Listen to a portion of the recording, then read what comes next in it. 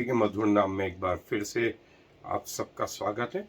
और हम मूसा के तंबू में जो मसीह के प्रथम आगमन और द्वितीय आगमन के बारे में जो सांकेतिक भाषा में जो परमेश्वर ने मूसा को बताया, वो हम धीरे धीरे करके एक एक करके देख रहे हैं।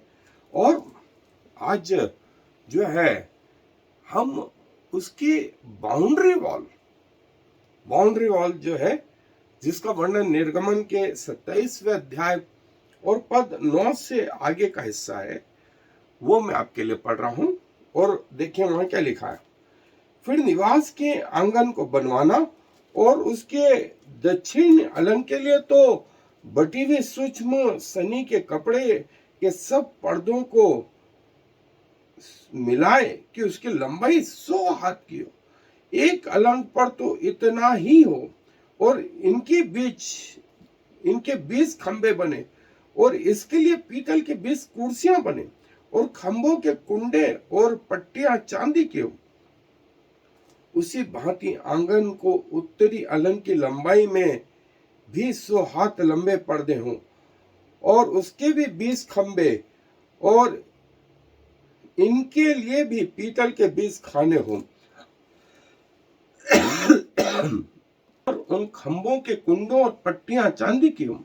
फिर आंगन की चौड़ाई में पश्चिम की ओर 50 हाथ के पर्दे हों, और उनके 10 खंबे और खाने भी 10 हों, और पूरब अलंग पर आंगन की चौड़ाई 50 हाथ की हो, और आंगन के द्वार की 1 और 15 हाथ के पर्दे हों, और उसके खंबे 3 और खाने 3 हों, और दूसरी ओर भी 15 हाथ के पर्दे हों, और उसके भी खंबे 3 और खाने 3 हों।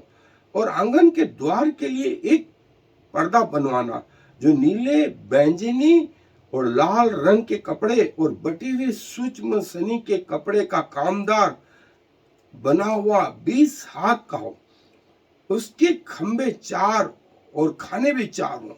आंगन के चारों ओर के सब खंबे चांदी की पट्टियों के जुड़े हुए हों, और उनके कुंडे चांदी के और खाने पीतल के हों। आंगन की लंबाई 100 हाथ की, और उसकी चौड़ाई बराबर 50 हाथ की, और उसकी कनात की ऊंचाई 5 हाथ की हो, और उसकी कनात बटी हुई सूक्ष्म सनी के कपड़े की बने, और खंभों के खाने पीतल के हो, और निवास के भांति भांति के बर्तन और सब सामान, और उसके सब खूंटे और आंगन के भी सब खूंटे पीतल ही के हों। और देखें, ये हमको ऐसा बोरिंग जैसा लग रहा है, लेकिन इसकी एक एक चीज जो है हमें प्रभु यीशु मसीह के बारे में बताती है। इसलिए जो है मैं यहाँ कुछ ज्यादा ना बोलते हुए सीधे अपने अध्ययन पे हम चलेंगे। तो आए अपने अध्ययन पे चलें। ये वो महत्वपूर्ण चीज जो परमेश्वर हमें बताते हैं।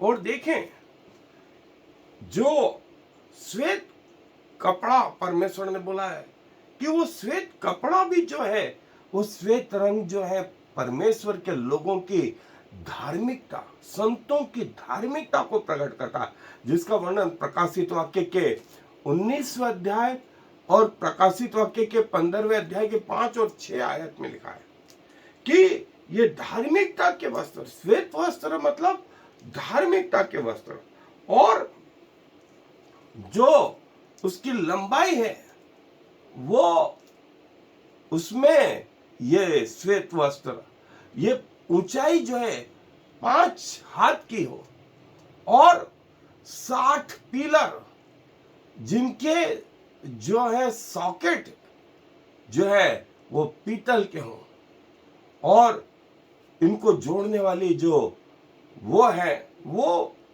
चांदी की हो, और जो पूरी दीवार है या चारों तरफ की बाउंड्री है वो 100 हाथ लंबी और 50 हाथ चौड़ी हो, और जो है इसमें जो है 20-20 और पिलर हो, और उनको जोड़ने वाले उनकी कुर्सियां और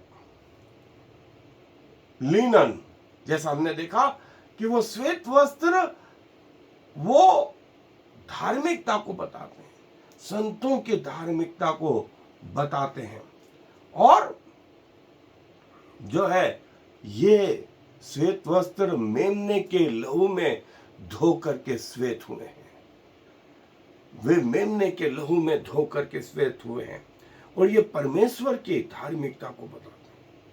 सो श्वेत वस्त्र ये प्रकट करते हैं। और जो लंबाई है वो 100 हाथ और उसमें जो है 50 हाथ की चौड़ाई।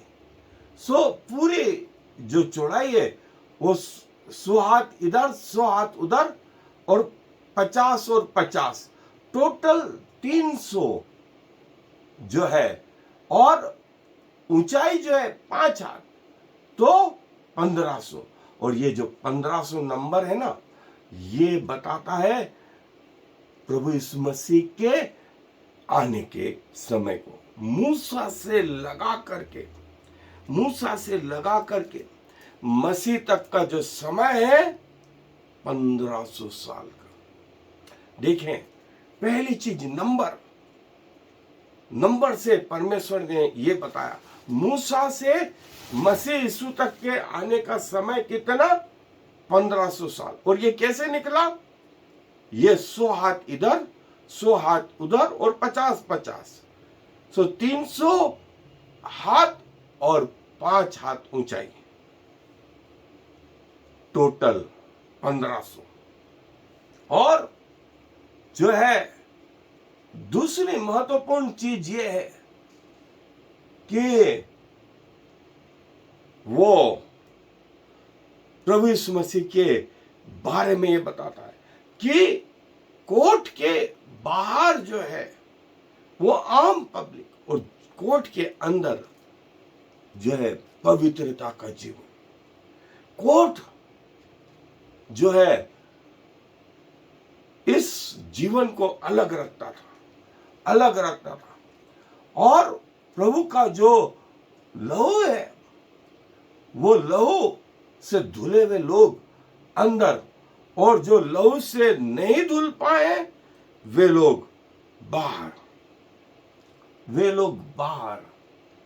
और 100 नंबर जो है प्रभु यीशु मसीह की 100% पवित्रता को बताता है, और 50-50 नंबर पेंटिकोस्ट को बताता है, और 5 नंबर जो है वो अनुग्रह को बताता है। देखिए, 100 हाथ लंबाई 100% प्रभु यीशु मसीह के परफेक्टनेस को बताता है।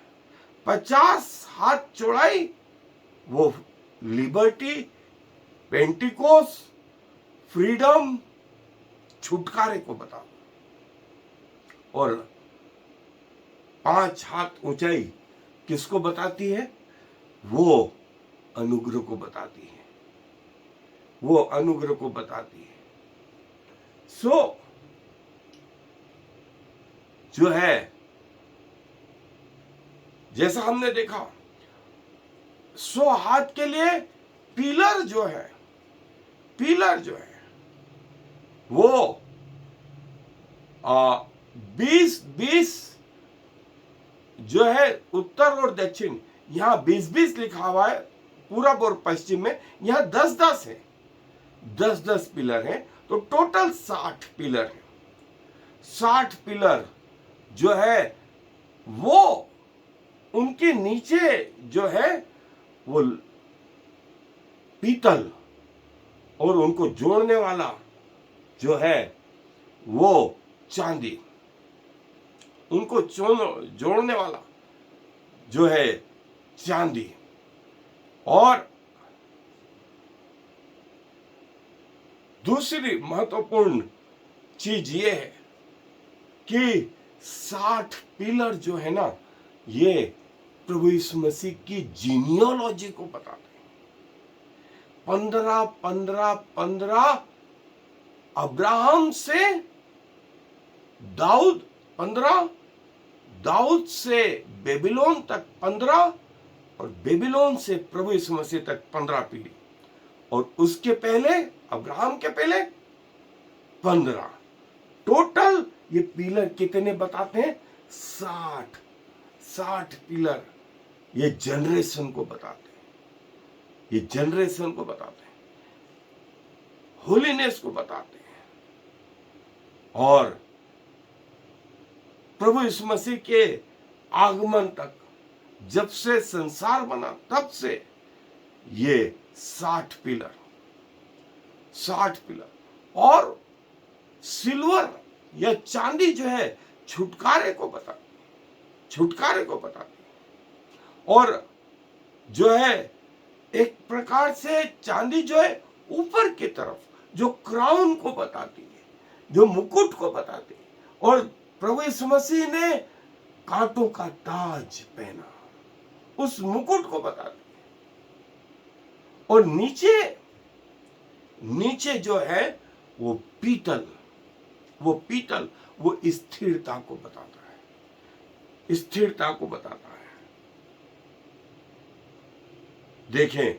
सो एक पिलर में ऊपर चांदी, नीचे पीतल, और बीच में लकड़ी का हिस्सा जो पुनरुत्थान को बताता है, और कोट में जैसे मैंने बताया 60 पिलर 60 जनरेशन को बताते हैं। और जो है जैसा मैंने बताया, पीतल स्थिरता को, चांदी छुटकारे को, और लकड़ी बबुल की वो पुनरुत्थान को बताती है। और जो रस्सी है जिससे वो पिलर खड़े किए गए, उसके खूंटे आधे ऊपर और आधे अंदर, वो खूंटे जो है नीचे जो पृथ्वी का जीवन है वो, और मृत्यु के बाद गठान के ऊपर का जीवन जो है पुनरुत्थान का जीवन, और गुथा हुआ रस्से का हिस्सा पिता, पुत्र और पवित्र आत्मा की एकता को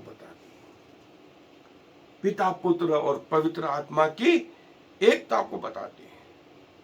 सो दोस्तों देखें, पिलर की रचना, रस्सी, वो खूंटे, और उसके बाद जो है वो सफेद कपड़ा, और ये सब कुछ, ये एरा, ये किसको बताता है?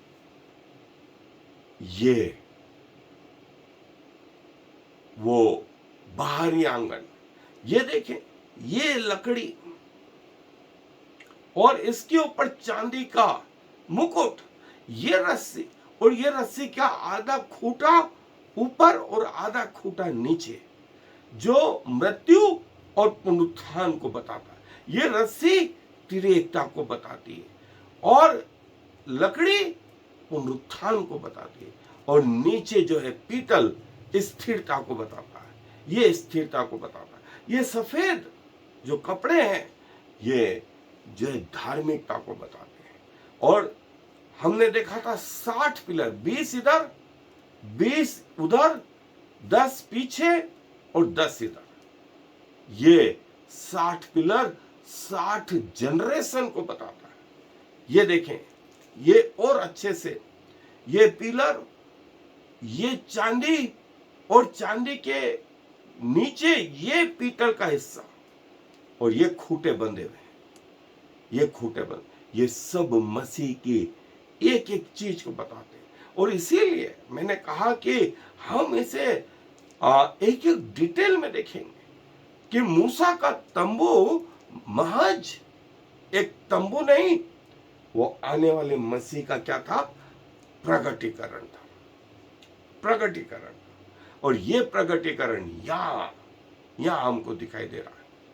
सो दोस्तों, ये है वो प्रगटीकरण, जो लहू से धुले हैं वो अंदर, और जो लहू से नहीं धुले हैं वो बाहर। वो बाहर। सो आप क्या चाहते हैं? आप क्या चाहते हैं? लहू से धुल करके इस पवित्र स्थान में आए, या बगैर लहू के वो बाहरी स्थान, बाहरी स्थान। और आगे हम देखेंगे प्रभु यीशु मसीह ने कहा द्वार में हूं, पहला द्वार, दूसरा द्वार और तीसरा द्वार अंदर। ये वो खूंटे, ये वो खूंटे, ये वो रस्सी, ये वो चांदी का मुकुट और ये पीतल के नीचे स्थिरता प्रदान की। ये है वो रचना जो प्रभु यीशु मसीह को बताती है, जो प्रभु यीशु मसीह को प्रकट करती है। सो प्रभु अपने वचन पर आशीष दे और आए अपने सरों को प्रार्थना में झुकाए। मुझे धन्यवाद देते हैं। वो बाहरी आंगन जो है आम पब्लिक को चुने वो से अलग रखता था। वो पिलर जो है वो आपके बारे में बताते थे, उनकी संख्या वो जीनियोलॉजी के बारे में बताती थी, वो एरिया जो है वो समय के बारे में बताता था, और वो चांदी का टोप आपके मुकुट को बताता था, वो पीतल का बेस आपकी स्थिरता को बताता था, वो लकड़ी आपके पुनरुत्थान को बताती थी, वो रस्सी त्रिएकता को बताती थी, और वो खूंटे मृत्यु और पुनरुत्थान को बताते। प्रभु एक एक चीज जो उस जंगल में आपने मूसा को कही, वो शायद उन लोगों को समझ में नहीं आ रही होगी, लेकिन आज आपने हम पर इसलिए प्रकट किया क्योंकि आपका आगमन पृथ्वी के आरंभ से डिसाइडेड था, और इसलिए जब आप उचित समय पे आए तो प्रभु वो सारे रहस्यों को आपने प्रकट करा। हम अपने आप को धन्य मानते हैं कि आपके चरणों में आकर के ये बातें सीखने पाए, जानने पाए कि आपका इस पृथ्वी पर आगमन अनहोना आकस्मिक नहीं, वो एक वेल प्लानिंग, भव्य प्लानिंग थी।